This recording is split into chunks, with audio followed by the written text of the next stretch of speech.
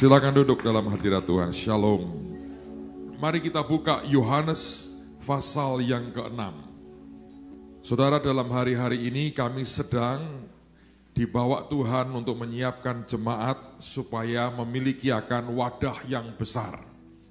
Mengapa? Karena kami mengerti dan kami percaya tahun depan akan ada sebuah kegerakan yang ajaib dan juga berkat Tuhan yang tidak lazim akan Tuhan berikan di tengah-tengah kita.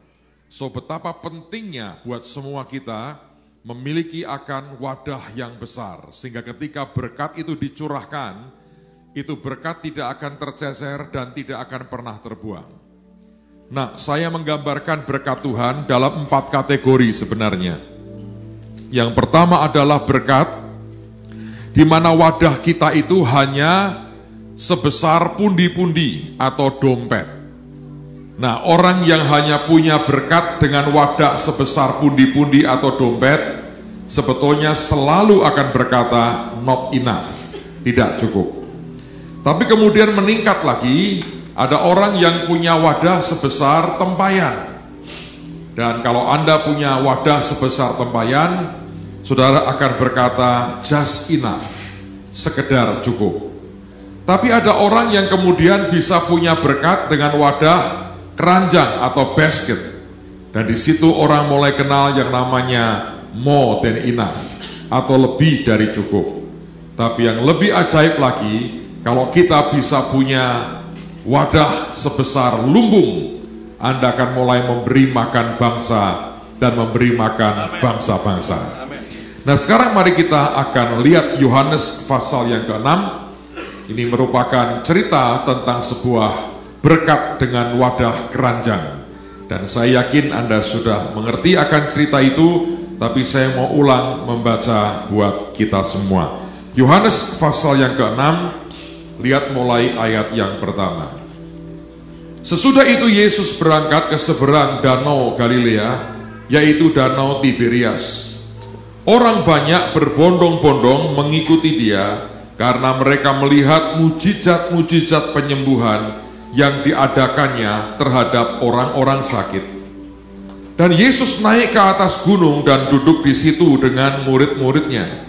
Dan Paskah hari raya orang Yahudi sudah dekat.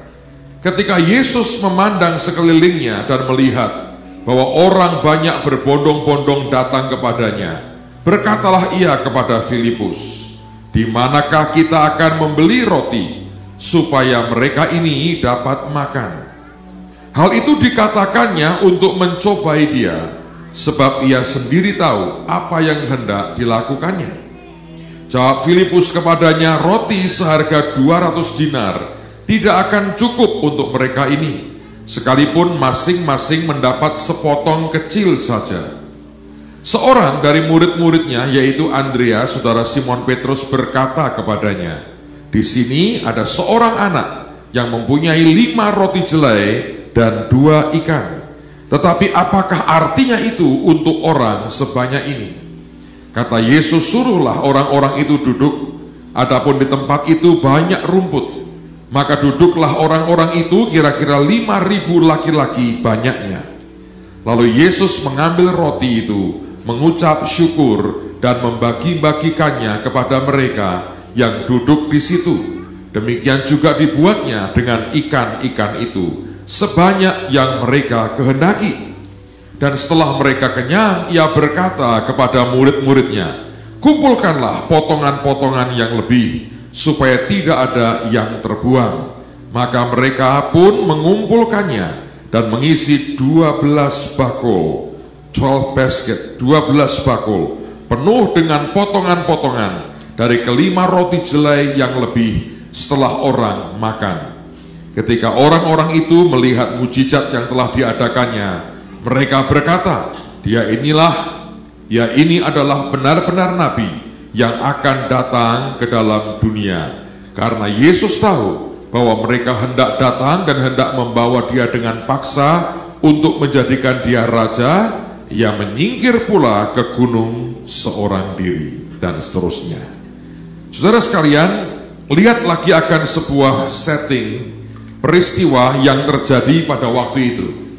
Tadi pagi saya berkata, tidak ada satu bagian pun yang kecil, bahkan yang paling kecil dalam Alkitab ini, yang meaningless, yang tidak ada artinya. Semua yang tertulis di dalam Alkitab, semuanya punya arti, semuanya punya meaning, semuanya punya pengertian.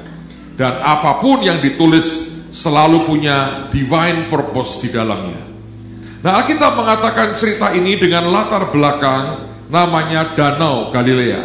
Alkitab mengatakan sesudah itu Yesus berangkat ke seberang Danau Galilea, dan kemudian dijelaskan lagi oleh Yohanes, yaitu Danau Tiberias. Saya mempelajari kata Galilea, maka salah satu pengertian daripada Galilea adalah bahwa itu artinya sebuah sirkuit, sebuah lingkaran. Dan bahkan orang berkata, orang Ibrani mengatakan, itu namanya adalah a hidden circuit. Itu merupakan sebuah lingkaran kekafiran, lingkarannya orang kafir. Saudara sekalian, Tuhan tidak pernah ingin Anda dan saya hidup dalam lingkaran orang kafir. Artinya hidupmu punya sebuah circle tertentu yang isinya adalah kekafiran dan bukan kerohanian. Hari ini Anda tinggal di Amerika.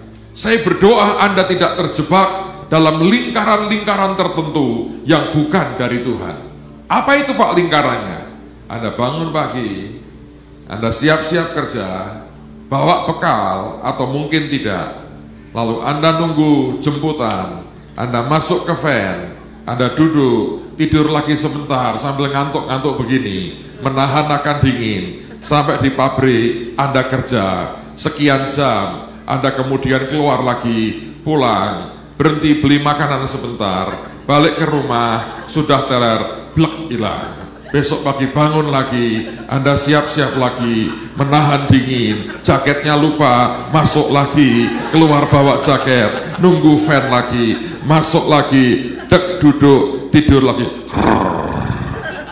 Lalu kemudian ke tempat kerja, mulai bekerja, rutin, tidak ada apapun yang baru. Lalu kemudian ngerumpi, ngomong ini, ngomong itu, jatuh cinta sama bosnya, cinta ditolak. Lalu kemudian pulang lagi sedih, beli Coca-Cola, pulang ke rumah, teler, nonton TV sebentar, hilang. Besok paginya dia bangun pagi lagi, lupa mandi sudah 3 hari, balik kamar mandi sebentar, ambil jaketnya, nunggu angkutan lagi, mobil van-nya datang, masuk lagi, tidur lagi. Itu sebuah lingkaran. Dan Tuhan mau berkata, kalau hidupmu muter seperti itu, sambil saudara berharap suatu hari akan terima berkat besar. Saya kalau gambarkan, saudara dengerin baik-baik. Ada orang yang begini, dia ngelempar bola ke bawah, dia pegang lagi, dia pegang lagi, dia pegang lagi. Lalu orang bertanya, mengapa Anda melempar bola terus seperti itu? Anda pegang lagi. Oh, memang saya sambil melempar itu sambil berharap, siapa tahu suatu hari waktu saya lempar naiknya ke atas. Mungkin enggak, saudara? Sesuatu yang sudah bertahun-tahun Anda kerjakan dengan hasil seperti itu, dan Anda tidak mematahkan, Anda tidak break hidden circle itu dalam hidup saudara, tidak akan pernah ada wadah yang lebih besar. Dan dalam setting itulah sebetulnya nanti Anda harus mengerti kenapa Tuhan mulai memberi makan 5.000 orang laki-laki. Pak, kenapa wanita nggak disebut? Satu, mungkin makannya dikit. Tapi zaman dulu penulisan di Alkitab memang, maaf saudara ya, wanita itu nggak terlalu penting. Anak-anak Adam dan Hawa yang cewek namanya siapa? Nggak ada. Kenapa Pak? Penulisnya berkata, nggak penting. Sekarang agak berbeda, mereka lagi balas dendam. Ya toh, sampai kalau Anda lihat tulisan di toilet itu, toilet, man left, woman always right. Beberapa Anda tinggal di Amerika tidak ngerti joknya orang Amerika. Ngerti nih rawon dan nasi campur apa Pak? Tambah bayam. Ini masalah nih. Nah anyway, inilah setting latar belakangnya. Ada hidden circle, lingkaran dunia, lingkaran kafir. Kalau itu tidak pernah dipatahkan lingkarannya, bagaimana Anda bisa terima berkat besar? Saya beri contoh, lihatlah botol ini. Kalau mulut botol ini nggak diperlebar, bagaimana Anda bisa mengisi botol ini lebih cepat? Nggak mungkin toh. Itu yang kemudian Tuhan mau berkata, ini latar belakang dari kisah ini. Lalu kemudian Alkitab berkata, Yesus melihat orang banyak berbondong-bondong datang kepadanya. Menarik sekali memang kalau Anda memperhatikan firman Tuhan, setiap kali ada mujizat dan kesembuhan itu menarik massa begitu banyak.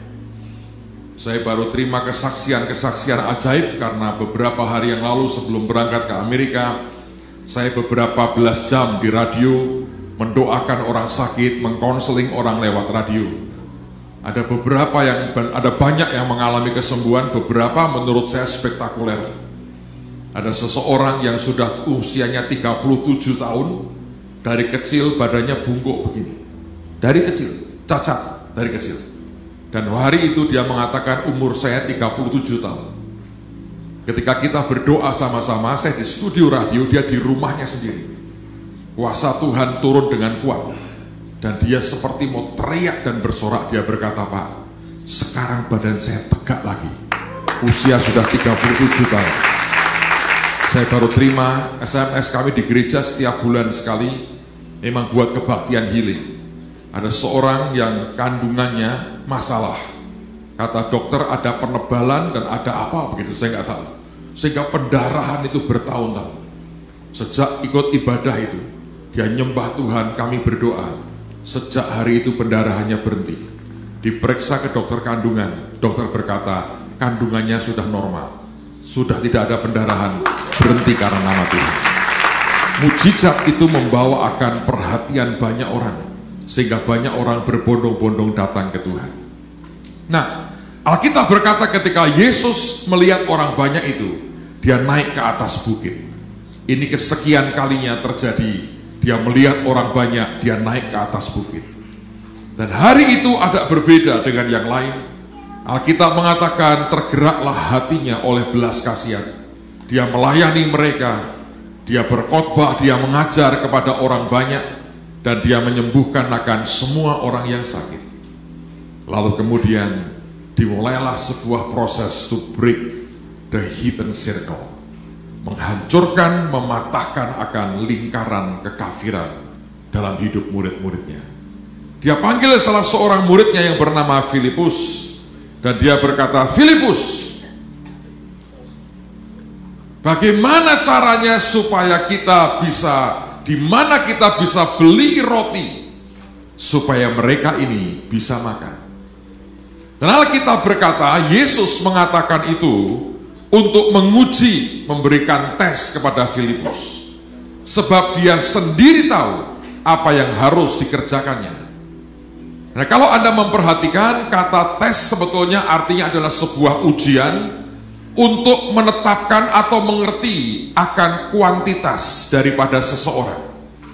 To ascertain the quantity of somebody. Ketika Tuhan itu menguji, dia bertanya kepada Filipus, di mana kita bisa membeli roti supaya mereka ini bisa makan? Dan firman berkata dia melakukan itu sebab dia sedang memberikan tes atau ujian kepada Filipus. Dan tujuannya adalah dia pengen ngukur sampai di mana kapasitas daripada muridnya. Dan menurut saya, Filipus tidak menunjukkan sebuah kuantitas yang hebat. Sebab dia berkata begini, uang 200 dinar saja tidak cukup untuk memberi makan mereka, sekalipun mereka dapat hanya sepotong kecil saja. Saudara, orang yang tidak punya kapasitas besar, dia akan selalu menjawab dengan yang negatif. Kalau ada orang bertanya, bagaimana ya caranya kita bisa dapat tempat parkir tanah buat gereja? Lalu orang akan berkata begini, ini aja belum lunas Pak, gak mungkin kita bisa beli tanah tambahan. Dan setiap kali Anda menjawab, itu merupakan kuantitas yang di dalammu sendiri. Ada orang yang saya perhatikan, ada 3 macam orang. Kalau saya mendengar atau saya mengucapkan kata 5,5, maka akan ada orang-orang yang punya jawaban itu 3 dalam benaknya. Kata 5,5 buat orang kebanyakan artinya 5,5. 5,5 kan? Ya itu 5,5. Itu orang yang memakai logikanya dan dia menghitung semua dengan logis. Dia berkata, Bapak mengatakan 5,5 toh? Ya 5,5. Tapi ada orang yang cenderung negatif. Dia berkata, pemimpin berkata 5,5. Kalau ditanya, berapa sih? Ya 5 lebih dikit lah. Yang dilihat depannya 5-nya. Dan dia berkata, ya 5 lebih dikit lah. Tapi ada orang yang berkata 5,5. Dia berkata apa? Hampir 6. Siapa Anda sebetulnya hari ini? Kalau saudara mengatakan 5,5, Anda hidup dalam logika. Kalau Anda berkata 5, Anda hidup dalam atmosfer negatif. Dan itulah hidden circle, itulah lingkaran kekafiran itu. Tapi orang yang beriman akan berkata, hampir 6. Tapi baru 5,5, iya hampir 6. Tapi itu 5,5, iya betul 5,5, hampir 6. Dia melihat semua dengan sangat positif. Dia melihat semua dengan mata iman yang berbeda. Filipus berkata, nggak cukup Tuhan. Tadi pagi Ibu Iin mengutip akan cerita janda yang suaminya sudah mati dan ninggalin utang begitu banyak, ditagih oleh tukang orang yang miutangi dia. Dan datang ke Elisa, Elisa bertanya, apa yang ada padamu? Sebetulnya jawab pertanyaannya, apa-apa yang ada padamu? Lu punya apa saja? Jawaban pertama berkata, nothing. Langsung reaksinya berkata, gak ada apa-apa. Baru kemudian dia berkatakan, ada 1 buli-buli kecil, minyak zaitun dalam 1 buli-buli kecil. Dan itu yang kemudian dilipat gandakan.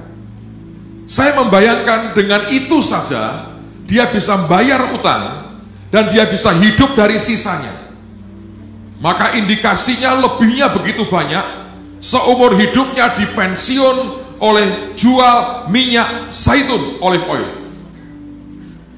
Saya membayangkan seandainya Elisa berkata, apa-apa yang ada padamu, artinya lu punya apa saja. Seandainya dia berkata, saya punya minyak zaitun, saya punya garam dikit, saya punya biji sesawi 1, saya punya tepung segenggam. Seandainya dia tunjukkan semua yang dia punya dan semua dilipat gandakan, janda itu tiba-tiba kaya raya. Minyaknya begitu banyak, garamnya begitu banyak, tepungnya begitu banyak, biji sesawinya jadi tanaman yang luar biasa.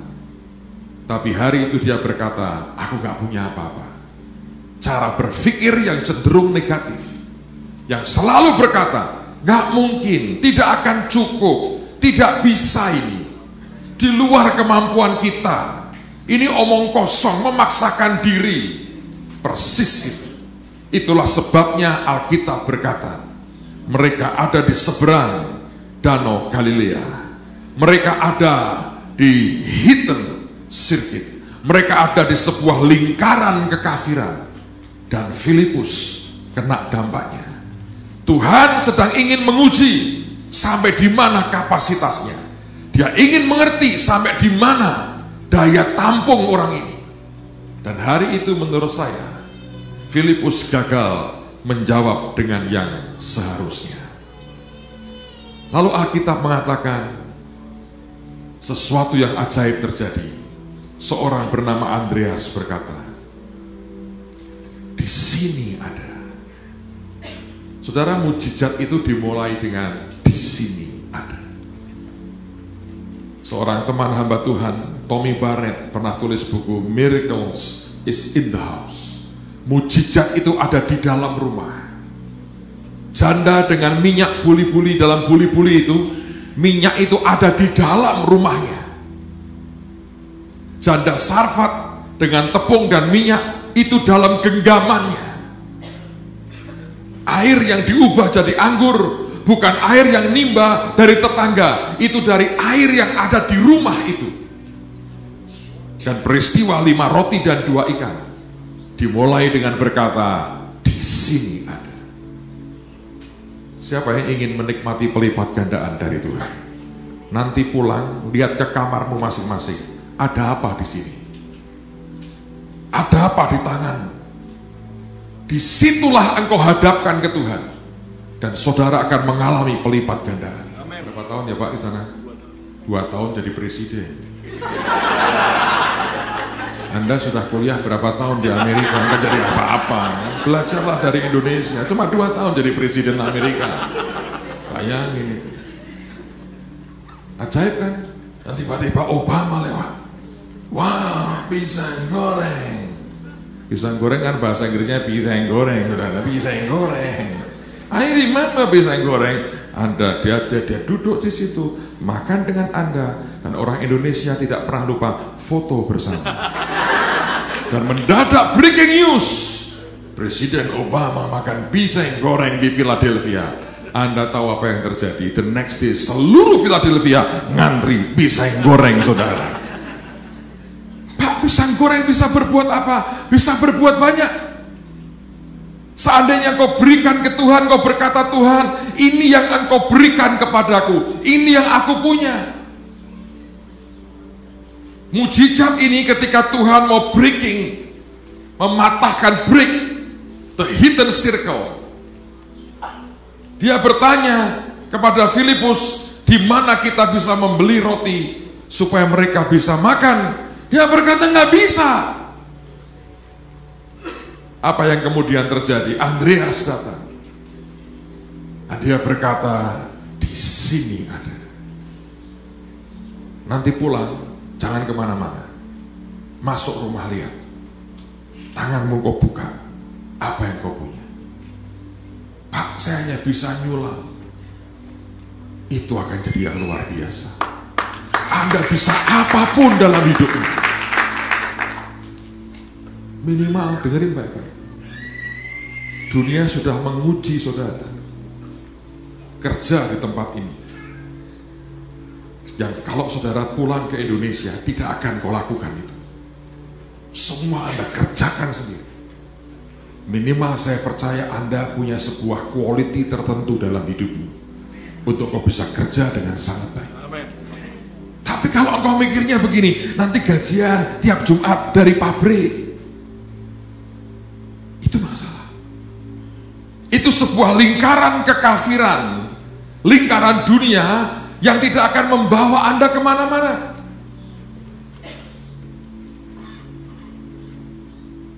Dan itu akan membuat hidupmu sangat terbatas. Dan senjatamu cuma satu, minyak angin dan uang logam buat kerian. Saudara, jangan biarkan the hidden circle mematikan hidup. Sebab Tuhan ingin perbesar kapasitas saudara. Amen. Andreas berkata, di sini ada seorang anak. Itu betul-betul masih anak kecil. Dan ini anak dari keluarga miskin. Dari mana tahu? Anda boleh cek dalam Injil yang lain. Dikatakan anak ini mempunyai 5 roti jelai. Di zaman itu roti gandum dimakan oleh orang kaya, roti jelai dimakan oleh orang miskin. Tapi dikatakan juga bahwa dia punya 2 ekor ikan. Dalam bagian Injil yang lain dikatakan itu ikan yang kecil-kecil. Itu ikan sebesar jentik saya ini, saudara. Bukan jempol, jentik saya. 2. Dari mana ini? Ini bukan dibeli. Orang Yahudi punya hukum, kalau Anda memanen sesuatu, atau menangkap sesuatu, jangan kau habiskan. Harus ada bagian sisa yang sengaja ditinggal untuk orang miskin. Itulah sebabnya Rut bisa memungut dari sisa panen dari ladangnya Boas. Maka para nelayan berbuat yang sama, kan Alkitab mengatakan begitu. Begitu mereka menangkap ikan, sampai di darat mereka pilih. Yang besar-besar mereka jual, yang kecil-kecil mereka lempar, mereka buang. Nanti dari yang dibuang ini datanglah orang-orang miskin yang tidak bisa membeli ikan untuk mereka makan, dan mereka pungut dari ikan-ikan kecil itu. Dan itulah anak ini, orang miskin dengan roti jelek dan kemudian dengan ikan-ikan kecil. Dan yang ajaib adalah dibawa kepada Tuhan Yesus. Dan di situ Tuhan mau beri the hidden circle ini. Dia harus patahkan lingkaran kafir ini yang terus hanya muter-muter membuat kita tidak kemana-mana. Dan dia berkata, lihat, kamu ngomong soal 200 dinar, ada anak yang punya bekal makan siang, diberikan semuanya. Dan Andreas berkata, di sini ada. Masalahnya Andreas juga tidak lebih baik dari Filipus. Karena kemudian dia berkata, tetapi apa artinya buat orang sebanyak ini? Saudara, apa yang kau punya hari ini, hadapkan ke Tuhan dan tidak usah dikomentari. Tuhan, saya bisa gini, tetapi Tuhan, itu tetapimu simpan, kubur, jangan diucapkan. Tuhan gak butuh komentar Anda dan saya, apalagi komentar yang tidak beriman, yang ujungnya hanya membuat kita tidak percaya. Andreas membawa itu dan dihadapkan kepada Tuhan Yesus. Tuhan mengucap syukur, kemudian dibagi-bagi. Saudara, Alkitab berkata mereka makan sampai kenyang. Dan sekarang saya mau tanya, berapa sisanya? Berapa sisanya? 12 bakul apa? Hah? 12 bakul apa? Roti. Ikannya sisa tidak? Ayo. Ikannya sisa tidak? Bingung tau saudara? Oh, ini cerita sekolah minggu bertahun-tahun lalu Anda dengar. Setelah 20 tahun masih bingung juga. Tanda Anda tidak membaca Alkitab dengan baik sebetulnya. Baca di Alkitab. Yang dikumpulkan adalah 12 bakul penuh dari potongan-potongan dari kelima roti jelai yang lebih setelah orang makan. Ada cerita nggak? Ikannya sisa? Tidak. Kenapa? Oh, habis Pak. Ya memang habis. Karena itulah tidak sisa. Tapi itu bukan jawaban. Mengapa yang sisa hanya rotinya dan ikannya tidak sisa? Kalau Anda baca Alkitab dengan jeli, ini yang terjadi. Waktu itu Tuhan membagi-bagi roti. Awalnya mereka nggak ngerti, dia bagi. Loh, kok banyak? Terus. Sampai kemudian orang makan, langsung makan karena kelaparan. Dia berkata, wah kenyang aku. Lalu kemudian dia mulai membagi ikan. Dan di situ Alkitab berkata, sebanyak yang mereka kehendaki. Saudara, kalau kehendak manusia kita mulai campur tangan, selalu Tuhan akan mulai angkat tangan. Dan percayalah, yang engkau inginkan tidak pernah lebih baik dari yang Tuhan inginkan. Karena itu Alkitab berkata bahwa Tuhan itu memberi kita jauh lebih dari apa yang kita doakan dan yang kita pikirkan. Begitu orang melihat roti berlipat kali ganda, otak orang berkata gini, kalau rotinya sekian, mestinya ikannya sekian dong buat aku. Dan Tuhan berkata, dan sehingga ikan hanya cukup untuk mereka. Sementara Tuhan sebetulnya ingin sediakan lebih dari cukup buat saudara. The hidden circle ini, saudara, tidak semudah yang Anda duga untuk dipatahkan. Walaupun mereka sudah melihat roti dilipat gandakan begitu ajaib, hidden circle hanya membawa kita dalam kapasitas yang otak kita bisa menerimanya. Dan begitu itu masuk, tiba-tiba kuasa Tuhan sedikit terhenti. Dan mereka hanya terima seperti yang mereka inginkan. Hati-hati dengan keinginanmu, saudara. Tuhan sangat menghargai keinginan saudara. Bahkan sekalipun seandainya keinginan itu membuat Anda sebetulnya tidak menerima kapasitas yang lebih dari yang sebenarnya Anda inginkan. Banyak orang sungguh-sungguh tidak bisa mengendalikan keinginannya, dan dia masih kembali kepada hidden circle yang sama, kepada sebuah lingkaran kekafiran yang tidak membuat kita kemana-mana. Aneh kan? Ketika Tuhan dibiarkan melakukan apa yang harus dia lakukan, saudara akan melihat kelimpahan yang luar biasa. Amen. Jatahmu 12 bakul sebagai ekstra dan sisa akan Anda nikmati. Amen. Tapi ketika kemauan manusia kita campur tangan, dan kita seperti menggurui Tuhan, mana yang seharusnya, mana yang tidak, mana yang sebaiknya, mana yang tidak. Begitu Anda mencoba menggurui Tuhan, Anda hanya terima sebatas yang kau inginkan. Dan percayalah, keinginan Tuhan jauh lebih dibandingkan keinginan manusia kita. Amen, saudara. Yesus sedang mencoba dalam hari-hari ini dalam hidupmu, break, menghancurkan, mematahkan the hidden circle dalam hidup. Seringkali itu begitu merusak, membuat Anda tidak bisa bergerak lebih jauh dengan Tuhan. Itu membuat kita membatasi diri sendiri. Dan ujungnya apa? Anda tidak akan pernah terima mujizat Tuhan. Saya cerita di New York beberapa hari yang lalu. Beberapa waktu lalu saya lagi ambil waktu 1 hari dengan teman-teman di gereja. Kami pergi ke satu resort di dekat kota kami di Semarang. Tempatnya bagus, yang punya orang Kristen.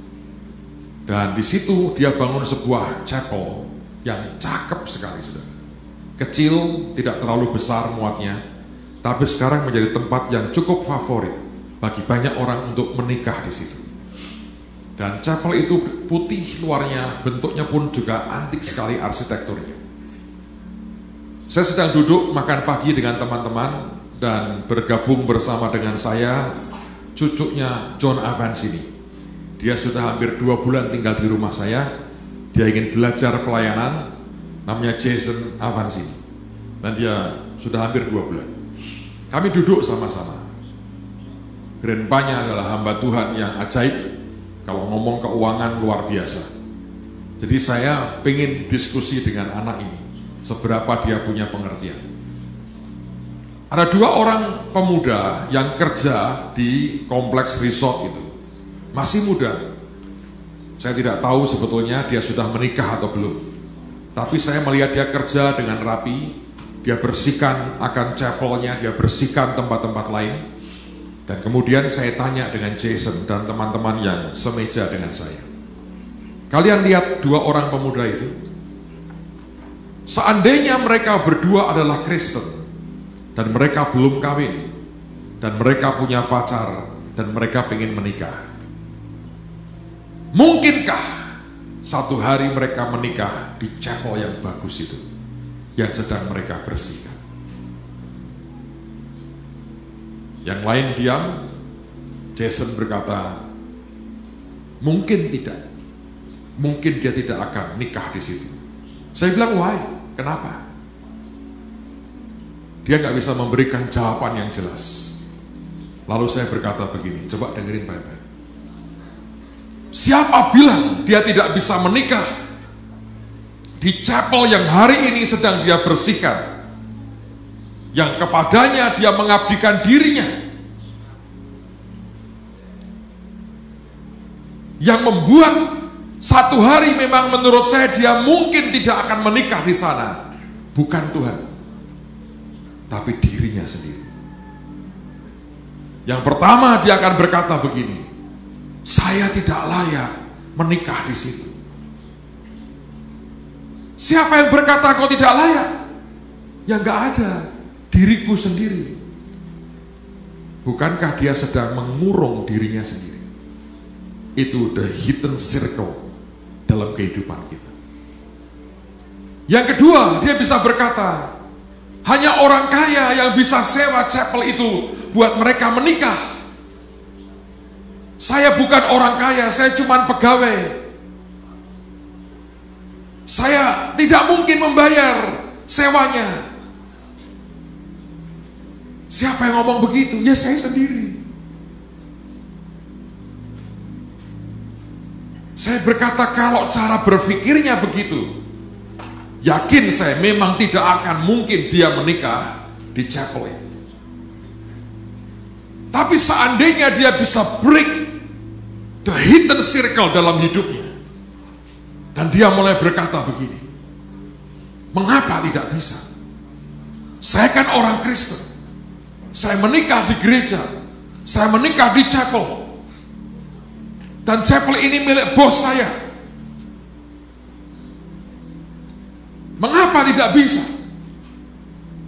Dia bisa berkata, aku akan kerja keras, aku akan kerja lembur, aku akan datang ke bos dan berkata, bos, saya mau menikah. Bos suruh saya bayar apa untuk saya menikah di chapel ini?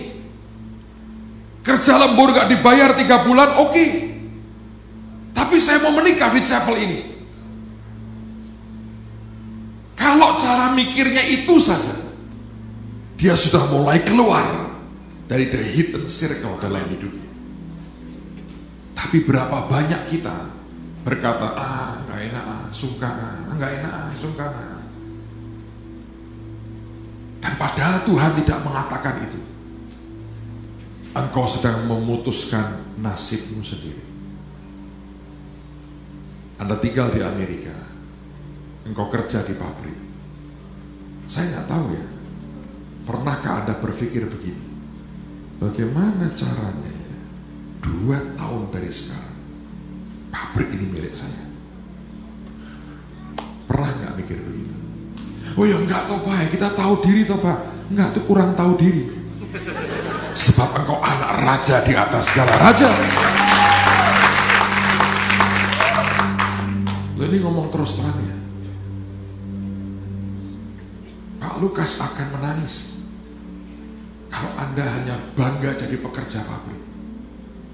Beliau akan bahagia kalau minimal 99,9 dari jemaatnya pemilik pabrik di Philadelphia. Tapi itu harus sebuah keputusan. I have to break this hidden circle. Dan mulai berkata, di sini ada Tuhan, sebut namamu. Ini yang aku bisa. Tapi selama kau berkata ya gak mungkin, gak bisa. Lalu kau banyak ribut Obamacare. I don't care. But my God cares for me. Lihat kan? Obama juga lagi pusing dengan idenya sendiri. Coba Anda pikir. Yesus berkata, di mana kita bisa beli roti supaya mereka bisa makan? Itu ide gila. Nah kalau Anda jawabnya standar kayak Filipus dan Andreas, ya gak bisa. Tapi satu anak miskin membawa lunchbox-nya ke Yesus. Dan itu menciptakan perubahan yang luar biasa. Saudara, tahun 94 gereja kami mengalami perpecahan. Tahun 92 sampai 93 saya setahun bisa 3-4 kali ke Amerika. Bukan khotbah. Saya duduk ikut KKR-nya Benny Hinn. Setelah KKR 2 hari, saya terbang ke Orlando. Beliau itu dulu menggembalakan di gereja namanya OCC, Orlando Christian Center, di Orlando. Saya ikut kebaktian minggunya, ikut 3 kali kebaktian, 3 kali saya datang. Lalu kami stay nunggu 2 hari, Senin Selasa, Rebu malam, saya ikut Bible study-nya. Dia buat kebaktian tengah minggu, dia ngajar, duduk lagi di situ, kemudian besok paginya balik ke Indonesia. Teman-teman saya bilang, orang goblok ini, ngabisin duit. Dan mereka tinggal di Amerika loh. Saya aja program TV-nya gak pernah nonton, kamu datangin jauh-jauh ngapain? Saya bilang, setiap orang punya destiny. Hari ini saya belum tahu. Suatu hari kita akan tahu. 3 tahun itu seperti hidup saya disiapkan Tuhan. Saya diisi dengan banyak firman dan kebenaran. Dan akhirnya sebuah titik, karena saya setiap tahun berkali-kali, dan beliau kalau KKR buat di stadium yang cukup besar, di atas minimal 10.000, 12.000 begitu. Dan setiap ke Amerika saya ngelihat itu stadium 10-12.000 di mata saya. Tahun 94 ada musibah, kami harus pisah. Jemaat hanya 200 waktu itu, dan separuh meninggalkan saya. Saya sedih sih, jemaat yang pergi itu sudah tutup gerejanya sekarang. Sedih saya. Sedih karena jemaat yang jadi korban. Tapi begitu terjadi perpisahan, saya tidak meratapi akan kondisi kami yang jemaat tinggal separuh. Yang terbayang di mata saya adalah stadion. Dan itu banyak orang, saya heran lah, orang itu sukanya kalau lihat orang lain kesusahan. Orang Kristen itu bisa jingkrak, happy banget. Aneh kadang-kadang saya bilang, ini anak setan atau anak Tuhan, gak jelas. Tapi itu ada kegembiraan, excitement aneh. Tapi saya belajar, saya bilang Tuhan, kelihatannya gak mungkin. Tapi ini mungkin, dalam anugerah Tuhan. Kalau orang berkata gak bisa Pak, kata kita, apa katanya Tuhan? Itu paling penting buat kita. Yesus lakukan ini di seberang Galilea, the hidden circle, yang dia berkata kalau tidak bisa aku break ini, nanti kalau aku mati aku ke surga, jadi apa mereka ini? Padahal Yesus dengan besar hati berkata, kalau engkau percaya kepadaku, engkau akan melakukan yang aku lakukan, bahkan lebih besar daripada itu. Sedang kita nikmati tadi, bangun pagi, lupa gosok gigi, datang ke depan pintu rumah, nunggu jemputan, masuk lagi ke van, duduk, ngorok sebentar, sampai di pabrik kerja. Hanya itu. Dan kata yang paling membuat kita bergetar adalah lay off. Begitu ada rumor mau ada lay off, kita langsung lemes.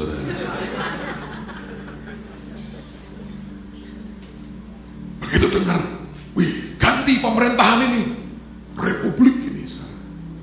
Dan presidennya berkata imigrasi akan diperketat, kita akan buat penataan ulang. Lemes. Langsung ingat wih, peperangan rohani, potong. Tapi keluar dari ketakutan. Mengapa tidak engkau berpikir yang berbeda? aku sudah kerja di sini. Bagaimana supaya pabrik ini jadi milik saya? Oh, nggak mungkin, Pak. Tuhan berkata, baiklah nak, aku hargai. Tidak mungkin kan? Tidak. Aku akan cari yang masih berkata bisa dalam anugerah Tuhan. Anda berkata, Pak, gaji saya hanya 1.000 setiap bulan. Tuhan berkata 10.000 juga bisa kalau kamu mau. Ya nggak mungkin Tuhan, nggak mungkin nak. Ya sudah, aku menghargai. Shalom nak, dia pergi, dia cari yang mau punya 10.000. Ada the hidden circle yang Anda harus waspadai. Dan ini hari-hari Tuhan mau patahkan, mau di break supaya Anda boleh menikmati. Amen. Jadi wadah yang besar. Yang percaya katakan haleluya. Mari Bu, saudara, kita tadi mendengar hal-hal yang menghalangi untuk wadah kita diperbesar. Saya akan teruskan. Saudara, sekali lagi saya mau tekankan, wadah itu tidak tergantung dengan keadaan kita sekarang. Wadah itu diperbesar atau tidak tergantung dari jiwa kita. Saudara, roh itu Tuhan mau untuk curahkan dengan dahsyat. Tapi wadahnya adalah jiwa kita. Dan jiwa ini, cara berpikirnya, saudara, sifatnya, karakternya, itu menentukan wadahmu bisa jadi besar atau tidak. Nah saudara, kita akan teruskan apa yang menghalangi wadah kita diperbesar. Kita akan buka Mazmur 119 ayat 25. Saya bacakan buat saudara Mazmur 119 ayat 25. Jiwaku melekat kepada debu, hidupkanlah aku sesuai dengan firman. Saudara, ada banyak orang jiwanya ini melekat kepada debu atau kesia-siaan atau semua sifat yang tidak baik, saudara. Dan ini membuat orang itu tidak bisa hidup tapi mati. Imannya tidak bisa hidup tapi mati. Saudara, ada kekhawatiran, kemarahan, ketakutan. Saudara, egois, ini semua adalah jiwa yang melekat kepada debu. Saya mau kasih contoh yang praktis. Saudara, sejujurnya saya itu kadang-kadang sedih kalau orang diceritain, khotbahin, tapi tidak mengalami perubahan. Karena itu saya pengen kasih contoh yang praktis. Saya berharap saya pulang, saudara melakukan, dan tiba-tiba saudara tulis surat dan berkata atau BB atau email, Bu, hidup saya berubah total. Hanya itu yang saya ingin dengar. Hanya itu, saudara. Sebuah terobosan terjadi dalam segala aspek. Amen. Dalam hidup setiap kita. Saudara, yang pertama, ada seseorang, saudara, datang ke tempat saya dan dia konseling karena dia tidak bisa tidur. Sampai dia mesti minum pil obat tidur setiap hari. Dan itu sudah terjadi 4 tahun. Saudara, waktu saya berdoa, Tuhan bilang jiwanya melekat kepada debu. Dia melekat kepada ketakutan yang ajaib. Takut tapi ajaib, takutnya sampai ajaib, saudara. Takut ditinggal mati suaminya, takut anaknya, takut sakit, takut ini, takut itu. Saudara, dan kemudian tadi dikatakan hidupkanlah aku sesuai dengan firman. Dia bilang, Bu, doain tumpang tangan. Saya bilang tidak perlu, itu tidak nolong. Dan saya bilang, kamu mau sembuh, cari semua ya di Alkitab ayat-ayat yang melawan ketakutan. Misalnya Tuhan adalah gunung batuku, tidak perlu kamu khawatir. Rumput saja Tuhan perhatikan, bunga di padang Tuhan dandani. Saya bilang tulis semuanya ya, kalau perlu laporan sama saya. Setidaknya engkau harus dapat, saya bilang 100 ayat. Dan setiap hari deklarasi, pagi, siang, sore, sampai semua ketakutan dihabiskan oleh firman Tuhan. Saudara, dia lakukan itu dalam sebulan. Dia bebas dari tidak bisa tidur. Dia tidur nyenyak. sampai hari ini. Jiwa yang melekat dalam debu itu menjadi penghalang. Kapasitas tidak bisa diperbesar, wadah tidak bisa diperbesar. Saudara, ada satu lagi, ibu ini kena kanker. Dia datang, saudara, dengan dokter berkata sudah stadium akhir, dia kena kanker. Tapi kemudian saya dapat bisikan bahwa ibu ini mertua jahat banget, saudara. Mertua ini, saudara ya, kerjanya menyakiti hati anak-anak dan menantu-menantunya. Saudara, selalu bikin masalah, kata-katanya negatif. Saudara, setiap kali dekat sama menantunya, dia bilang begini, kamu mau apa sih sama saya? Kok kawin sama anak saya? Katanya, saudara ya, pasti pengen hartanya ya. Tak pernah kata-katanya positif. Saudara, jadi pada waktu konseling, saya tidak perlu mendengar suara Tuhan, tapi saya takut-takuti tambahan.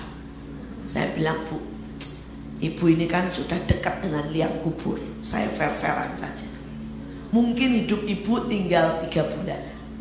Kenapa ibu tidak berbuat baik dalam 3 bulan ini? Karena kalau dalam 3 bulan ini ibu terus seperti ini ya, ibu tambah marah, tambah sakit hati, tambah nyakitin semua orang.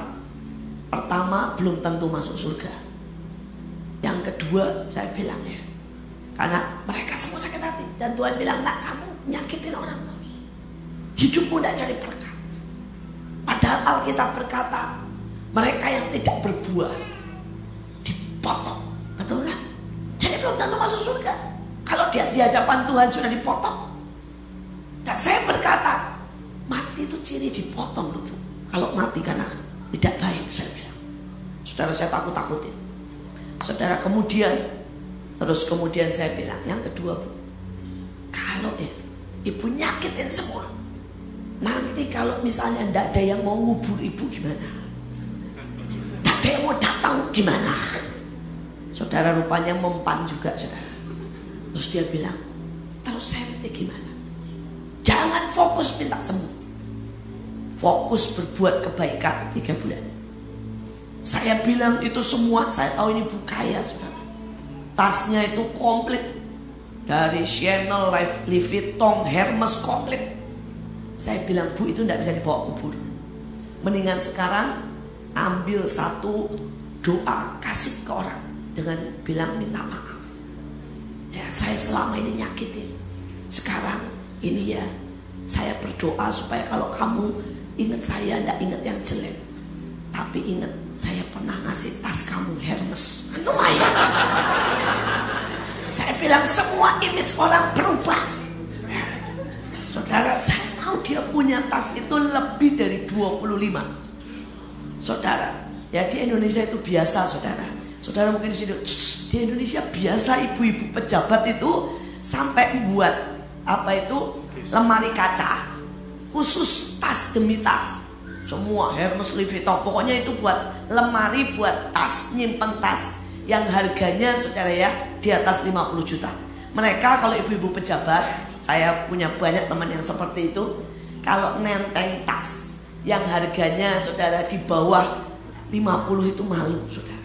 Jadi mereka berlomba seperti itu. Ngeri sekali kehidupan di Indonesia, saudara.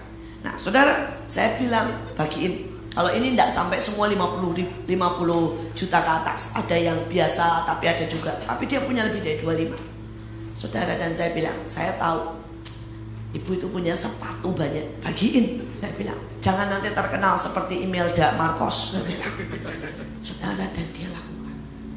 Termasuk saya bilang, emasmu ya, bagiin ke anak, ke mantu, minta maaf. Saudara, dan saat itu dia bilang, ya deh, Bu, cuma tinggal 3 bulan ya, Bu. Lebih baik saya diingat sebagai orang yang murah hati. Betul, saudara, dan dia mulai, dia jadi nice. Mendadak, saudara, dia selalu bilang terima kasih kalau ditolongin. Kalau orang datang mau ngomel, mau ngeluh, dia bilang nanti kalau saya ngeluh tidak ada lagi yang besuk. Jadi baik, saudara. Dia bagi-bagi, saudara, karena takut tidak ada yang mau ngubur, tidak ada yang mau datang di pemakamannya. Saudara yang ajak, dalam 2 bulan dia makin segar. Setelah dia selalu ngomongnya positif, bagi-bagi semua, makin segar. Saudara, dia aneh, dia bilang badanku kok makin segar, padahal obat semua makin dikurangi. Dia cek ke dokter. Saudara, semua kanker getah benihnya dan semua sel kanker yang di tulangnya itu berkurang 50%. Saudara, dia bilang Tuhan itu buat yang ajaib. Tapi dia masih gak punya iman untuk saudara sembuh. Tapi dia bilang benar, ternyata berbuat baik itu sukacitanya lebih besar daripada nyakitin orang.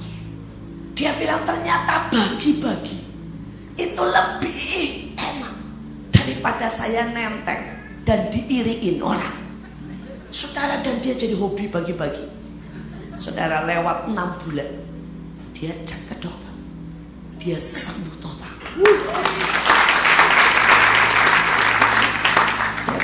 Dia ketemu saya dan dia bilang, Bu, saya sembuh total. Cuma saya punya satu masalah. Saya tanya kenapa? Sepatu saya sama tas saya sudah ludes, Bu.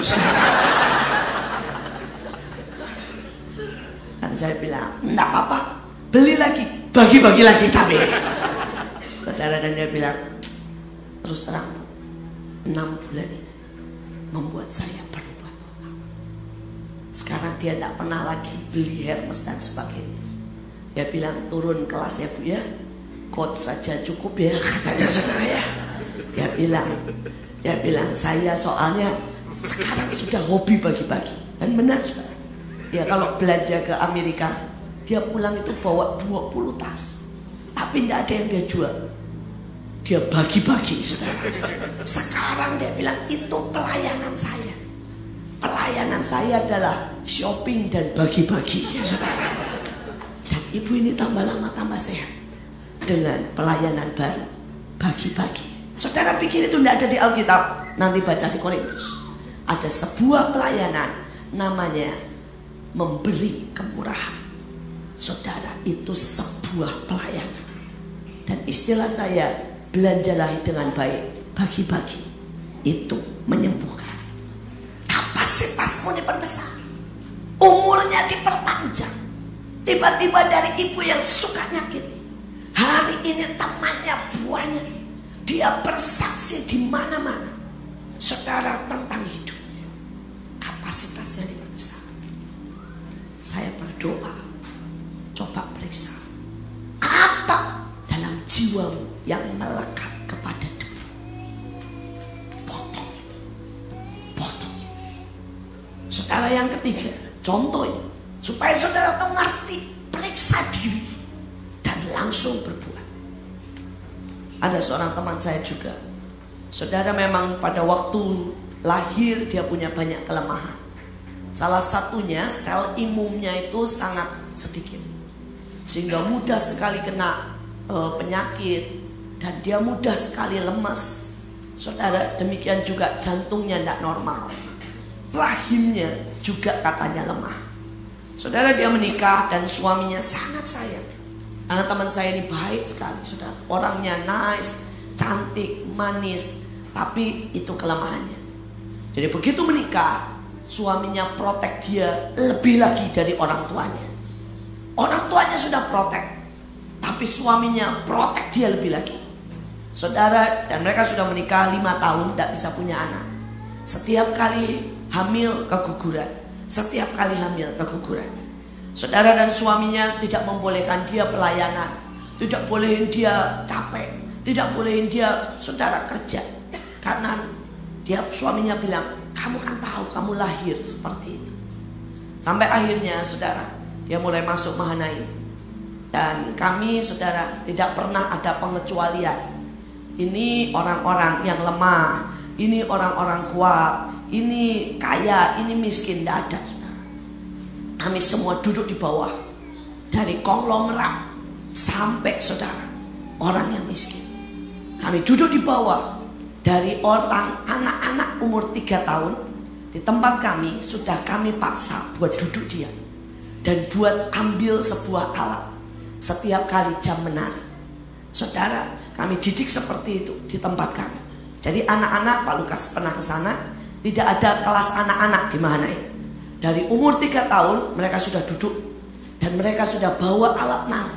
Kalau kami menari, kalau kami berperang, kalau kami doa. Saudara, itu cara kami.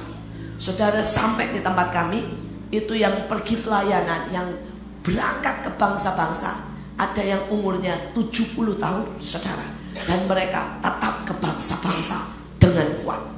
Saudara, dan orang ini mulai aktif. Dan dia bilang sama suaminya, ini ibu ini mulai suruh semua orang harus ambil satu tempat ya di provinsi Indonesia yang tidak ada airnya, tidak ada listrik, tidak ada jalan, dan harus buat sesuatu di sini. Saudara, dan dia bilang, saya tidak mungkin tidak lakukan. Suaminya bilang, tidak bisa, saya saja, tapi kamu tidak mungkin pergi. Saudara, mereka ribut, akhirnya menghadap sama saya.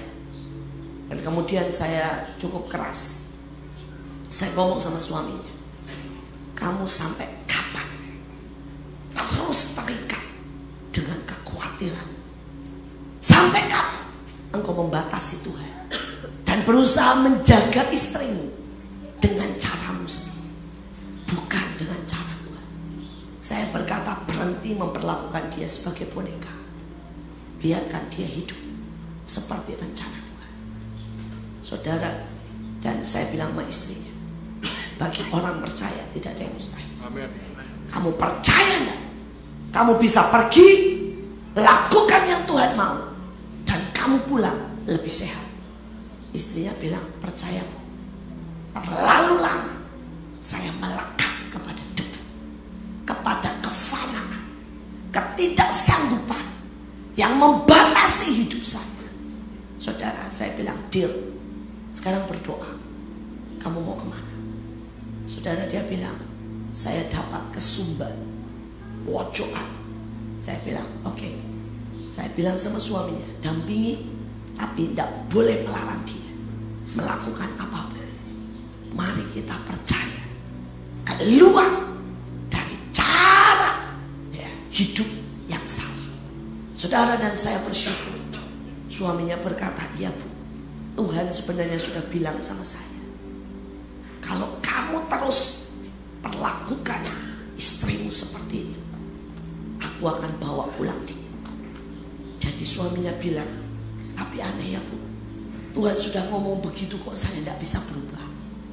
Dia bilang, untung ketemu ibu yang galak, membuat saya bilang, ya deh, saya terpaksa berubah katanya.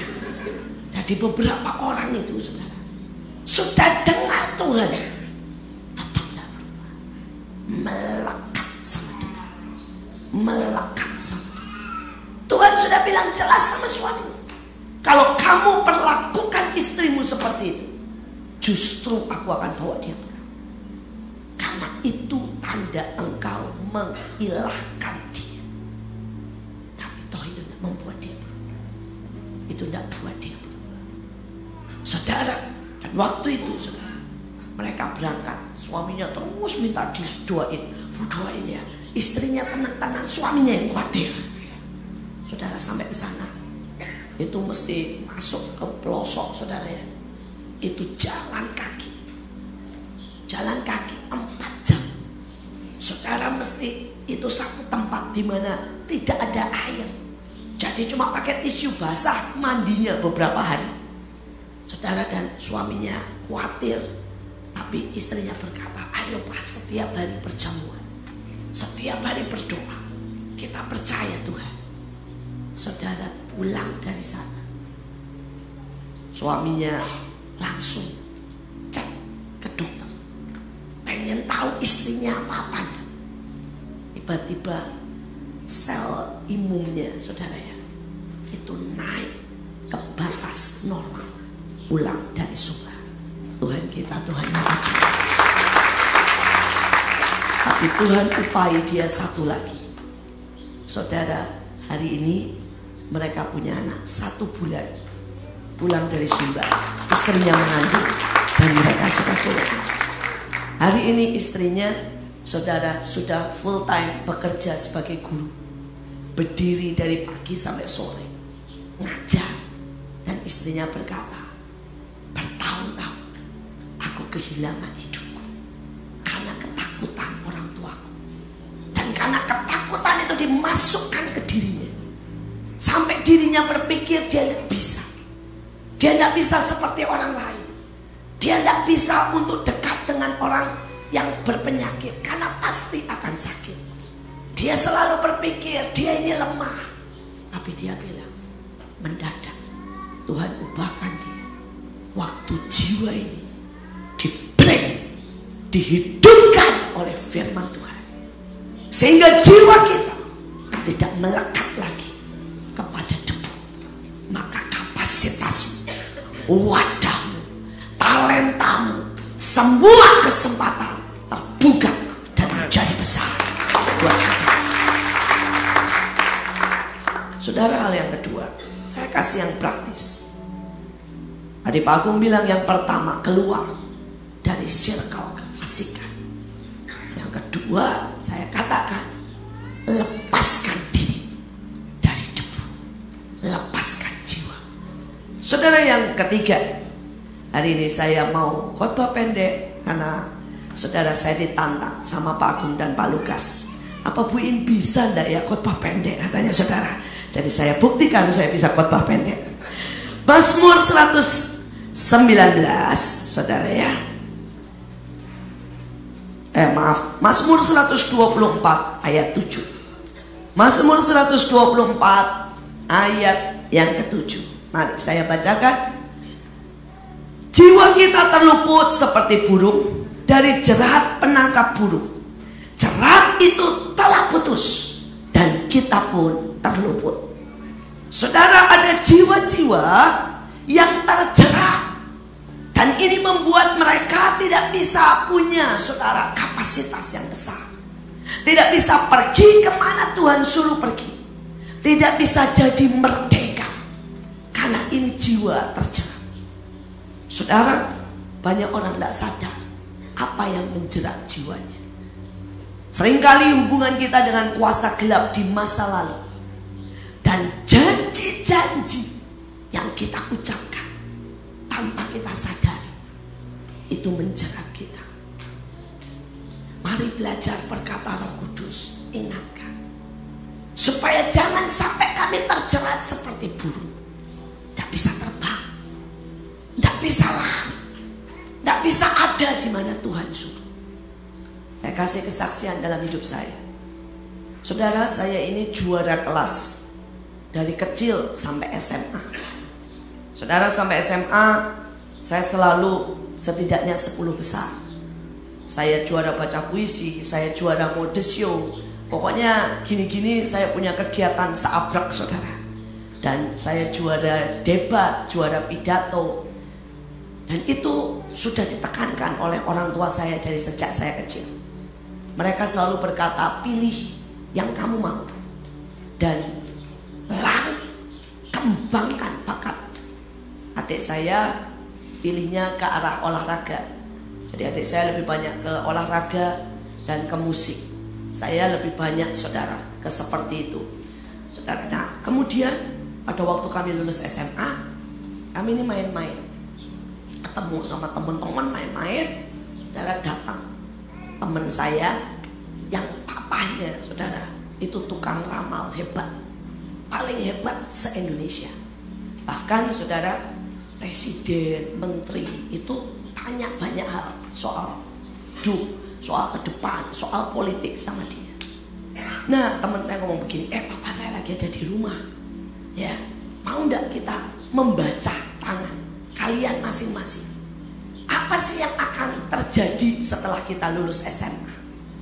Saudara, saya diam aja, tapi teman-teman semuanya nyodorin tangannya. Dan pada waktu itu teman saya langsung bilang, kamu dong, baca dong apa yang akan terjadi. Saya bilang enggak. Tapi teman-teman bilang, alah, ini kan just iseng. Makanya jangan iseng, saudara ya. Akhirnya saudara, saya sodorkan tangan saya. Begitu disodorkan, kalimat pertama dia ngomong begini, setelah lulus SMA, kamu akan mengalami kesulitan dalam studi.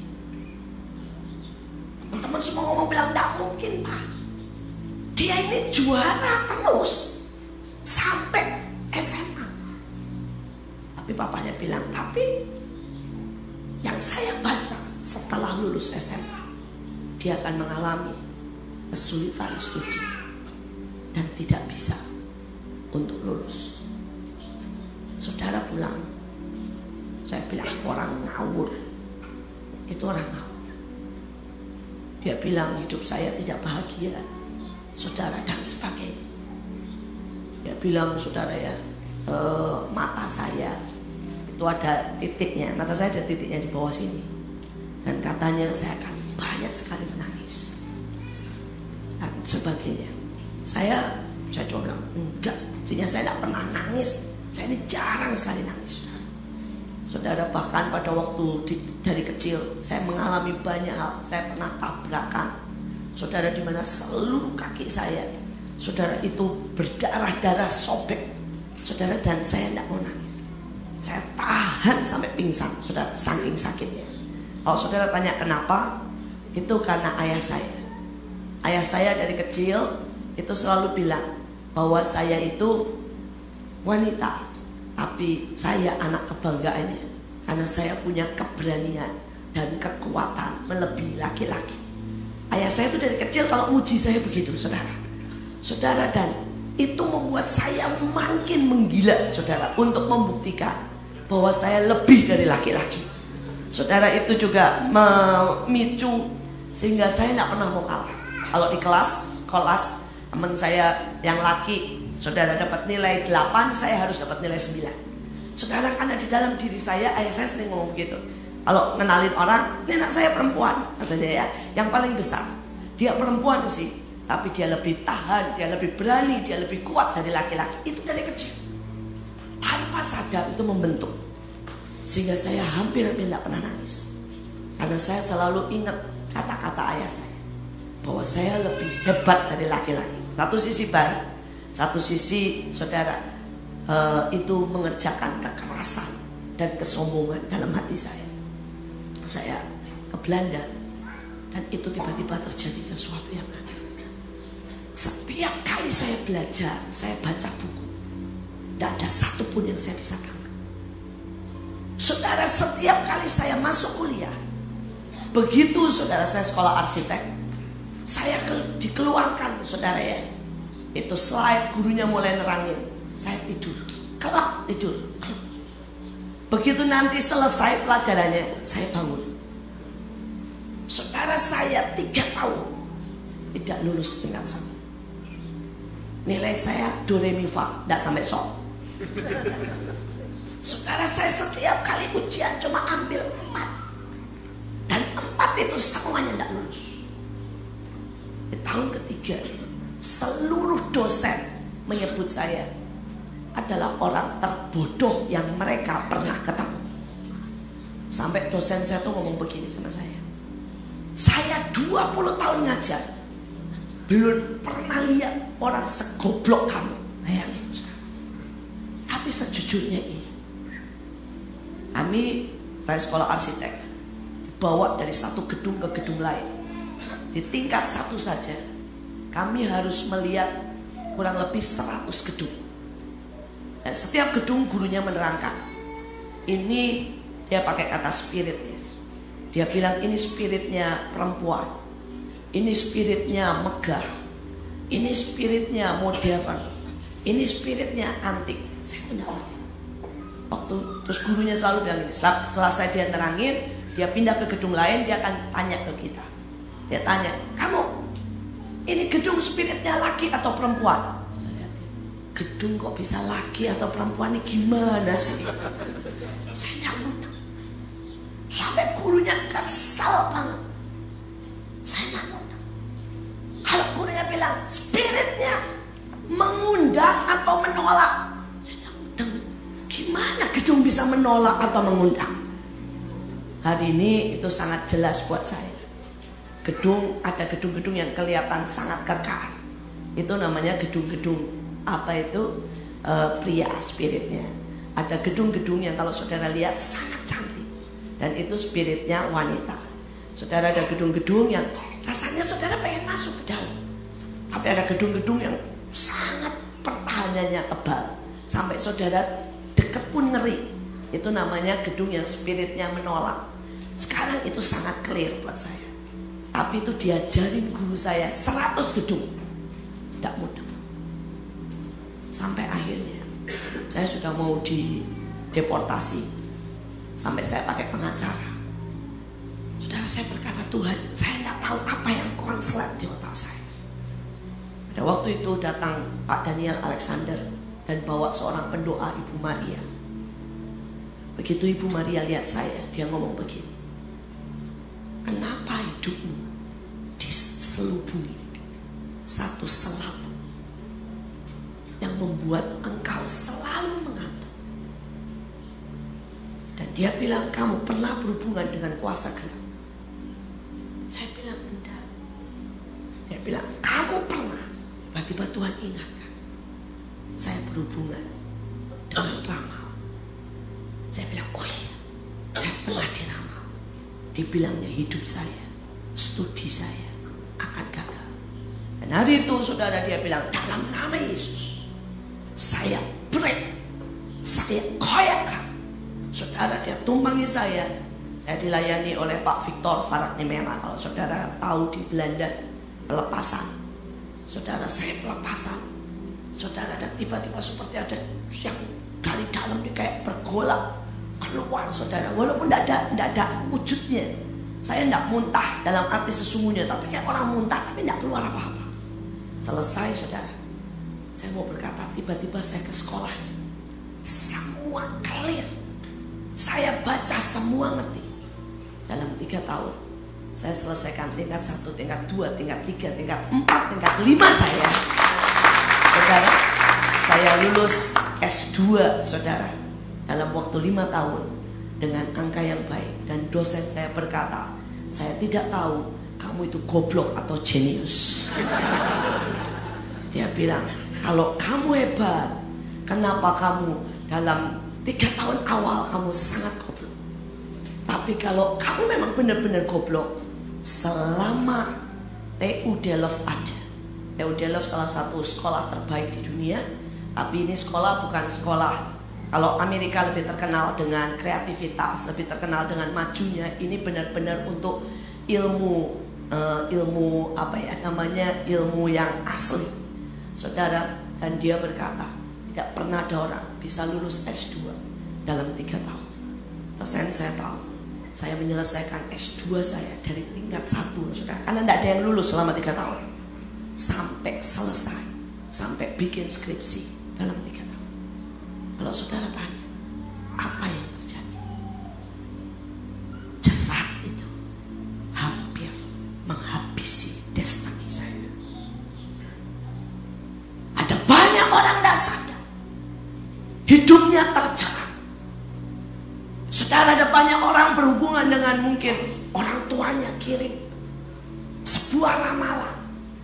Saudara dibawa, saudara, nama saudara dibawa ke kelenteng. Dan saudara tidak pernah tahu. Tapi saudara, ada sesuatu yang menjerat hidup. Saya mau berkata, lepaskan hidup, minta berurusan. Maka saudara kalian, Tuhan membuat hidupmu sangat luar biasa. Saudara, pada waktu itu Tuhan bilang, nah, berdoa, katakan bahwa engkau tidak akan pernah menangis untuk perkara daging, karena engkau hidup sangat bahagia. Tapi kamu akan menangisi jiwa-jiwa. Kau akan menangis karena sukacita. Balikkan semua perkataan daripada peramal itu. Dan hari ini benar, saya menangisi jiwa-jiwa. Dan setiap kali saya menangisi, saya tahu Tuhan berikan jutaan jiwa-jiwa. Dan sejujurnya sampai hari ini, saya hampir tidak pernah menangis karena sebuah penderitaan. Saya selalu menangis karena kebaikan Tuhan yang tidak pernah habis dalam hidup saya. Saya selalu menangis dan berkata, Tuhan, You are great. Saya berkata Saudara, tidak pernah aku pikirkan. Aku terima yang terbaik.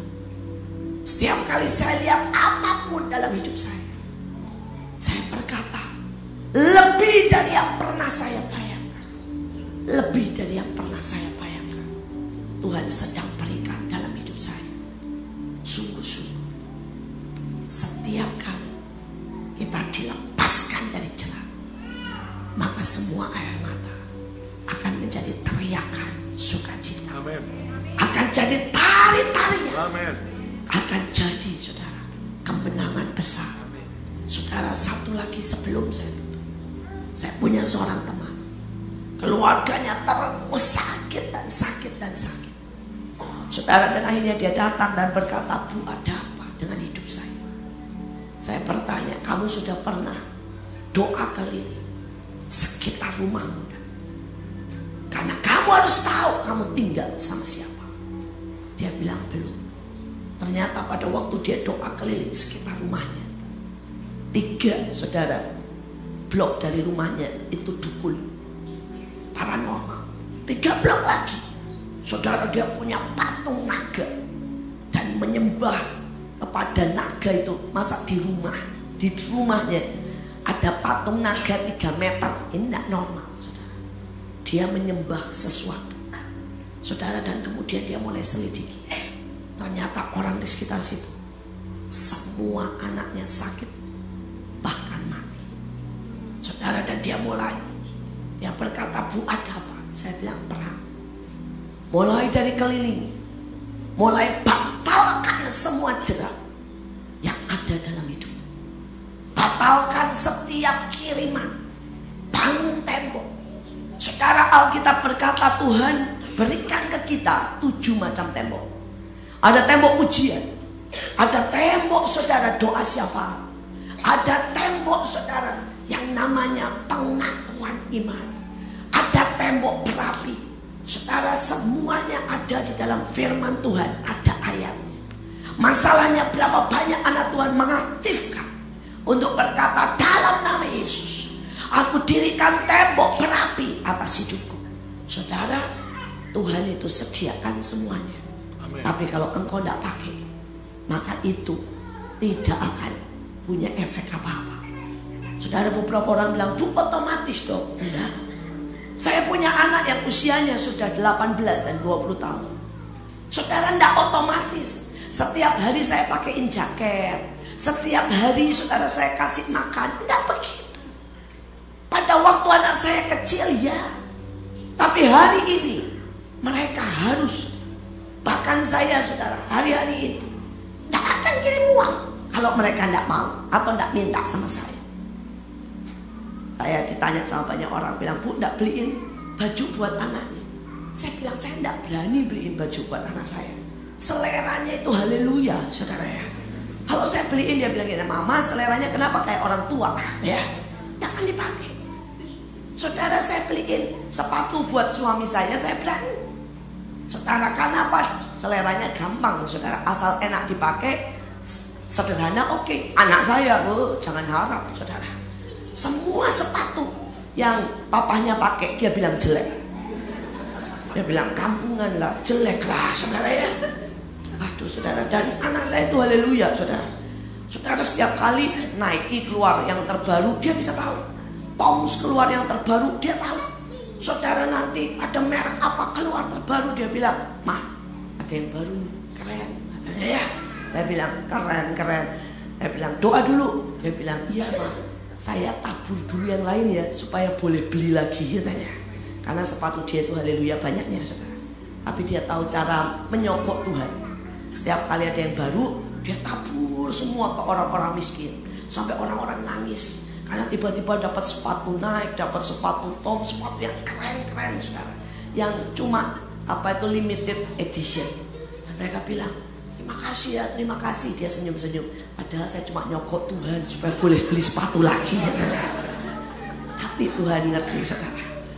Tuhan mengerti bahwa setiap kita punya selera. Ingat tadi Pak Agung bilang, kalau kamu tidak mau, kamu tidak punya iman, Tuhan bilang apa? Shalom. Ya, saya akan kasih ke yang lain. Kalau saudara nggak pengen, Tuhan bilang, oh baik, saya ngerti, seleramu kecil, ya, dan ya udah nikmati. Tapi kalau saudara berkata, saya mau yang besar, hidupmu akan berbeda. Hidupmu akan berbeda. Saudara, dan sejak orang ini belajar perang, saudara, dia tidak bertahan. Dia gantian kelilingi itu rumah, saudara. Ya. Saudara, dalam 3 bulan, dukunnya yang pindah, saudara. Dalam 3 bulan, itu patung naga disamber geledek, putus, saudara. Dan mereka semua di tempat itu mengalami kemenangan. Persoalannya, apakah saudara pakai senjata? Saudara lepaskan hidupmu dari celah. Satu lagi yang terakhir, kesaksian teman saya, dia sekarang ada di mana? Saudara, dia dulu kerja, sudah lama sekali tinggal di Amerika. Saudara, kadang-kadang ada sebuah jerat-jerat yang membuat kita ini tidak bisa lepas. Saudara, dia terjerat di Amerika karena orang tuanya selalu berkata begini, di Indonesia itu tidak aman, rasialis, nanti Cina dikejar-kejar. Saudara, dan orang tuanya berkata bahwa saya dan hidup, dia bilangnya gitu, hidup yang enak, hidup yang aman itu di Amerika. Saudara, orang tuanya janji tanpa sadar mengutuki Indonesia, dan saudara terus ngomongnya Amerika. Jadi anak-anaknya dari kecil bawa, saudara, lulus SMP dibawa ke sini, dan cuma lulus SMA sudah harus kerja karena uang tidak pas-pasan. Tapi dia bilang, Bu, tapi saya benar-benar nangkep jerat itu. Orang tua saya berpikir bahwa jadi pekerja asal hidup tenang itu oke, tapi itu jadi jerat buat hidup saya. Saudara, dia bekerja sebagai sebagai sopir dari truk besar. Kemudian saudara, dia drop barang-barang baru di supermarket, di tempat-tempat tertentu, dan dia ambil barang-barang yang tidak terjual, saudara. Itu pekerjaannya. Tapi dia bilang, Tuhan ajari saya. Pada waktu dia kenal tentang John Avazini, dia kenal tentang menabur, dia streaming dari Indonesia, dia tiba-tiba berpikirannya berubah. Dia bilang begini sama bosnya, bos, daripada ini ya saya drop, kemudian saya ambil barang seringkali, ya,